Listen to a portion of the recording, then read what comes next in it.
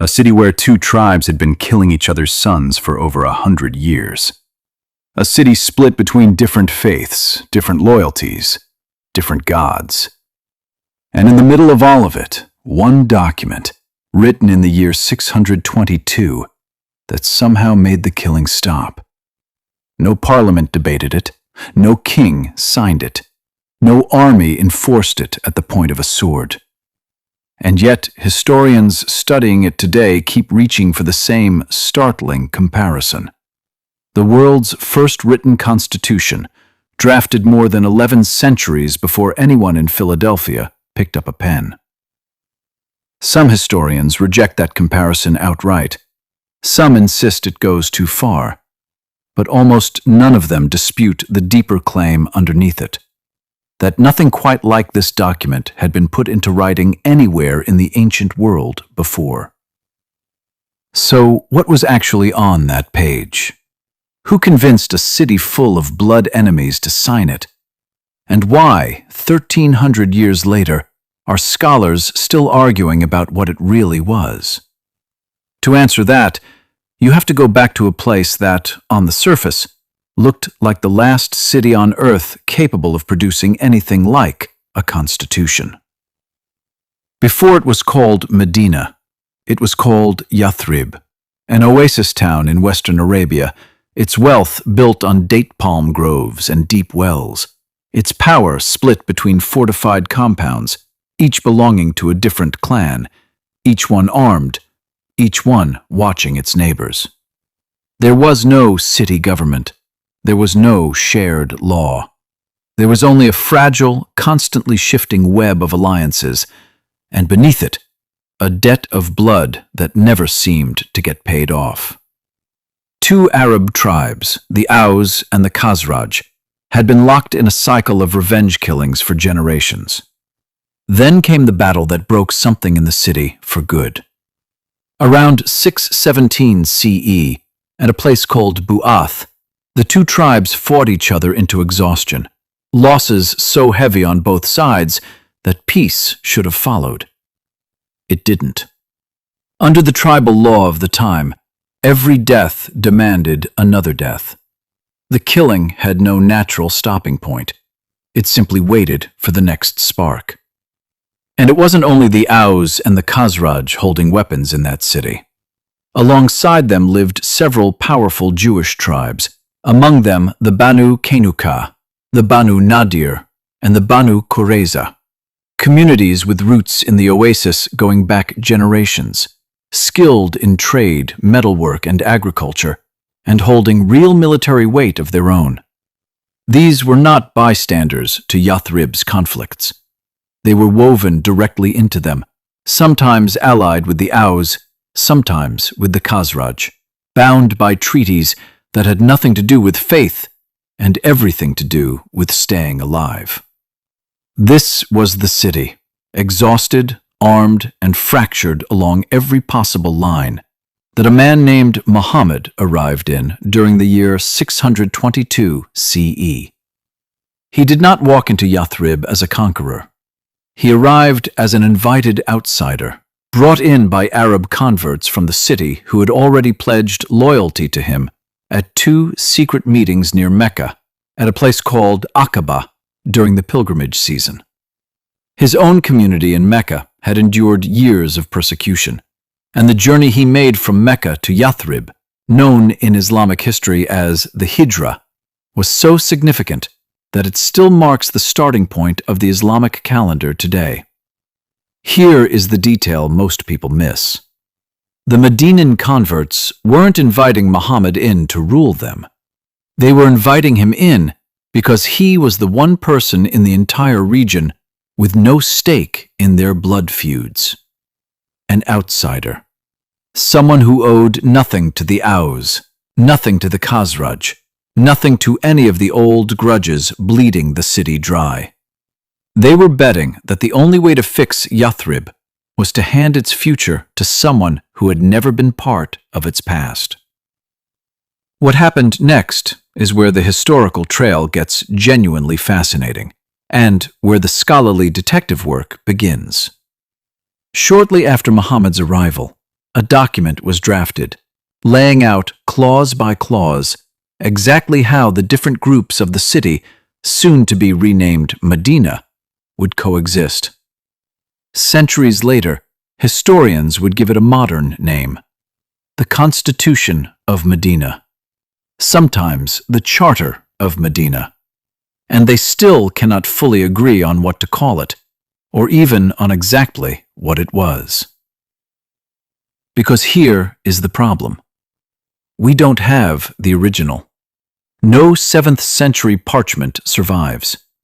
What survives instead are two separate textual trails recorded by two different scholars working in two completely different fields over a century after the events themselves.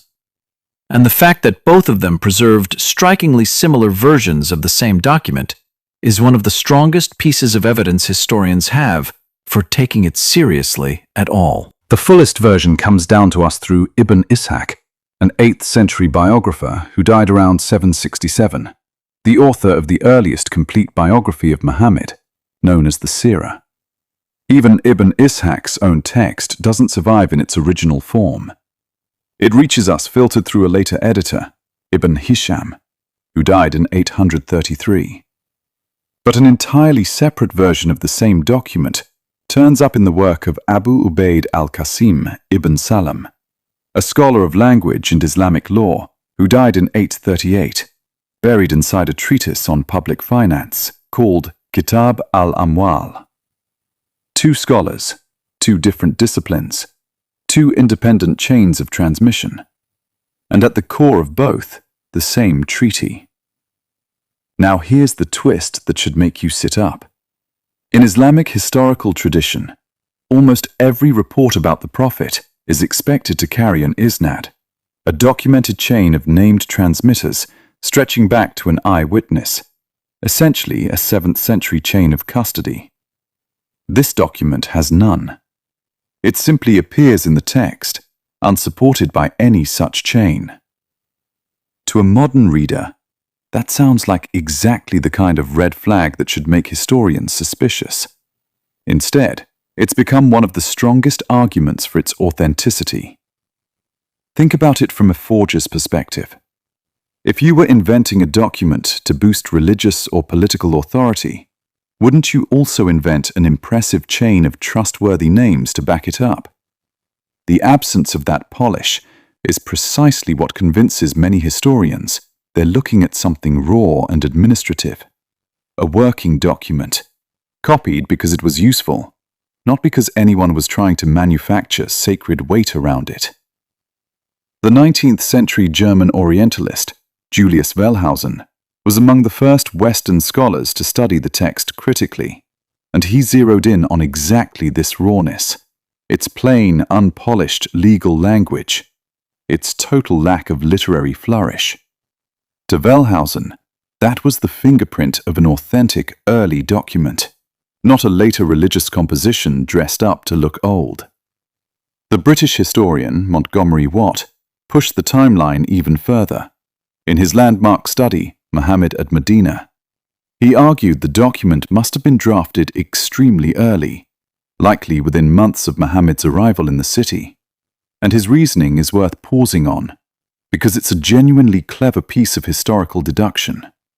Watt noticed that the text gives Muhammad a surprisingly modest role, that of an arbiter, not a supreme commanding authority. If the document had been written or heavily edited later, after his position in Medina had grown far more powerful, you would expect it to reflect that power. Instead, it reads like something composed in a far more uncertain, more negotiated moment, when Muhammad still needed the cooperation of tribes that owed him nothing automatically. But not every historian agrees this was ever a single document at all, and this is where the scholarly argument gets genuinely heated. The British Arabist Robert Bertram Sargent proposed something completely different. In a landmark 1964 study, he argued that what we now call the Constitution of Medina wasn't one text, but 8 separate agreements, negotiated at different points across roughly the first 7 years of Muhammad's time in the city.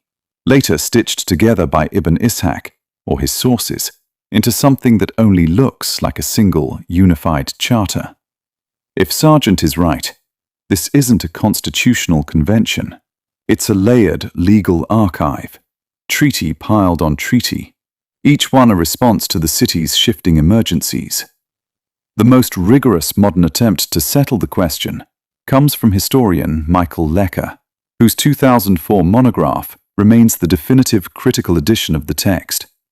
Lecker compared the Ibn Ishaq and Abu Ubaid versions clause by clause, reconstructing as precise a text as modern scholarship allows, and engaging directly with both the Watt and Sargent positions. Even his painstaking work hasn't ended the debate. It has simply raised the level at which the debate is fought. So what does the actual document say? Because whichever side of this argument you land on, what's written in this text is where the real surprise is waiting. Depending on how scholars divide the clauses, some count as few as 47, others put the number well past 60. The text builds a working political order for an entire city. It opens by declaring that the Muhajirun, the emigrants who had followed Muhammad from Mecca, and the Ansar, the Medinan converts from the Aus and Khazraj, would now function as a single community, one ummah, distinct from everyone else, bound together for mutual defense and shared responsibility. That word, ummah, is carrying enormous weight in that sentence. It wasn't primarily a religious label here. It was a political one. For the first time, clan identity, the organizing principle of Arabian tribal society for centuries, was being partially subordinated to something new, a larger civic identity that cut across bloodlines. Then the document turns to the Jewish tribes of the city, and this is the section that has pulled the most attention from modern historians studying religious pluralism. The text states plainly that the Jewish clans allied to the Aus and Khazraj would be part of this same community, while keeping their own religion, just as the Muslims kept theirs. It calls them, in its own words, one community with the believers, bound to mutual defense, but free to practice their faith without interference. Before you picture something like a modern Bill of Rights, pause. This wasn't individual religious liberty in the sense we'd recognize today. It was communal, corporate autonomy, protection extended to entire clans as political units within a larger confederation, not to individuals as citizens holding personal rights. That distinction matters. Overstate it, and you turn a 7th century tribal treaty into something it never claimed to be. Understate it, and you miss just how unusual this arrangement really was for its time and place. And the practical clauses read almost like municipal law drafted under pressure. Blood money, the compensation owed between clans after a killing, a direct attempt to interrupt the exact cycle of revenge that had bled the Aus and Khazraj for 100 years. Shared responsibility for ransoming war captives, spreading the financial burden across the community instead of leaving individual families to carry it alone. A binding rule that no group inside the new confederation could make a separate peace or wage a separate war without the consent of everyone else. A direct response to the still active threat posed by the Quraysh of Mecca. And at the center of it all, a dispute resolution clause. Any serious disagreement between the parties was to be referred, in the document's own words, to God and to Muhammad. Not a king, not a sole legislator. An arbiter, occupying exactly the role the tribes had originally invited him into the city to fill. Historians of political thought have found this combination almost startling for its era. A text that formally recognized plural religious communities inside one political structure, that established shared obligations of defense and financial responsibility, that created a dispute resolution mechanism sitting above tribal law. And it did all of this in writing, at a moment when political order across most of Arabia and much of the surrounding world still ran on unwritten custom and personal loyalty, not codified text. That's exactly why some scholars of comparative political history, in journals like the International Journal of Middle East Studies, have described the document as an early landmark in written constitutional practice, while still warning against calling it a constitution in the full modern sense, with branches of government and enumerated individual rights. The Oxford Bibliography's entry on the subject makes this same point directly. The label Constitution is, in some ways, a modern retrofit, because the treaty is overwhelmingly concerned with practical tribal matters: war, ransom, blood money, leadership, not the abstract architecture of governance the word constitution implies today. Both things can be true at once. Genuinely early, genuinely unusual, and genuinely not the same animal as the Magna Carta or the United States Constitution. Documents separated from it by many centuries and entirely different political worlds. But here's where the story stops being comfortable. Because the peace this document tried to build in Medina did not hold, not perfectly, and not forever. In the years that followed, relations between Muhammad's community and some of the Jewish tribes of Medina deteriorated sharply, under the mounting pressure of open war with Mecca. The Banu Qaynuqa were expelled from the city. So were the Banu Nadir. And the darkest chapter came in 627 CE, after the Battle of the Trench, when the men of the Banu Qurayza were executed, following a judgment rendered, according to the sources, by an arbitrator from their own allied tribe, applying what he understood to be their own legal tradition after they were found to have broken their obligations during the siege. Historians still debate the precise sequence of events, the reliability of the sources describing them, and exactly how directly they trace back to the specific clauses of the original document. What isn't in dispute is this. The story of interfaith cooperation in early Medina was never simple, uninterrupted harmony. It was tested under the extreme pressure of active warfare, and, in at least one case, it broke catastrophically. A responsible telling of this history has to hold both truths at the same time. An extraordinary founding document of pluralistic governance, and a subsequent history in that same city that included real violence and a real collapse of trust. Neither fact cancels the other out. So why does any of this still matter 13 centuries later, to historians, to political scientists, to you? Start with the comparison itself. When historians of political thought go looking for early examples of written agreements binding diverse groups into one shared civic order, options from this period of world history are almost non-existent. Roman law was vast, but it was the product of an empire, not a negotiated settlement between distinct communities starting from something close to equal footing. European charters granting rights to specific groups wouldn't take meaningful shape for centuries.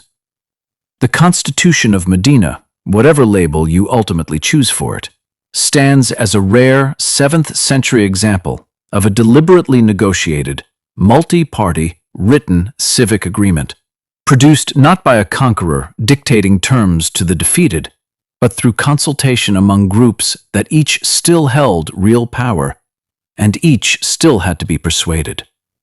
Then, there's what it reveals about early Islamic governance itself. Contrary to what some assume about religiously grounded political authority, the earliest constitutional text in the Islamic tradition isn't a theological decree about doctrine. It's a practical, almost bureaucratic settlement about defense, debt, and dispute resolution, one that explicitly brings non-Muslim communities in as formal parties to the agreement, not as subjects ruled from outside it. For scholars of comparative religion and political history, That has made this document a recurring reference point in modern conversations about pluralism, minority protection, and the relationship between religious identity and citizenship. Conversations that stretch from university seminar rooms to public policy debates happening right now about how diverse societies might draw on historical precedent. And then there's the simplest reason of all. The document survived at all. Across 13 centuries, through the fall of empires, through the slow decay of parchment and papyrus, through the loss of countless other texts from the same era that vanished without a trace, two independent scribal traditions preserved this one closely enough that a modern historian like Michael Lecker can still reconstruct it clause by clause today, still argue over its composition, still translate it, still teach it in universities from Jerusalem to Oxford to Chicago. A document written to solve one very local, very specific problem in one bleeding oasis town in the Arabian desert somehow became a permanent fixture in the global history of governance. Stand in Medina today, and almost nothing physical remains of the world that produced this document. The fortified clan compounds are gone. The oasis has grown into a modern city built around the Prophet's mosque. There is no plaque marking where the treaty was written, no monument to the moment it was read aloud. Its only monument is the argument it still generates, the fact that historians are still picking it apart, clause by clause, 1,300 years later, still finding it worth the fight. That, in the end, might be the truest measure of what this document was. Forgettable documents get forgotten. This one, drafted in haste in a desperate city, copied down by scribes who likely had no idea how significant it would one day become, has outlasted every empire that came after it. And the debate it started has never actually closed. Whether or not you're willing to call it the world's first constitution, one fact is hard to argue with. In the year 622, in a small desert city torn apart by a century of blood feuds, people who prayed to different things, who owed loyalty to different clans, who had every historical reason to keep killing each other, sat down instead and wrote their disagreements into a single shared framework. 1,300 years later, we are still trying to understand exactly how they pulled that off, and exactly what it cost to make it last. If you want more deeply researched history from the civilizations that shaped the world we live in now, subscribe, because this is only the beginning of the story.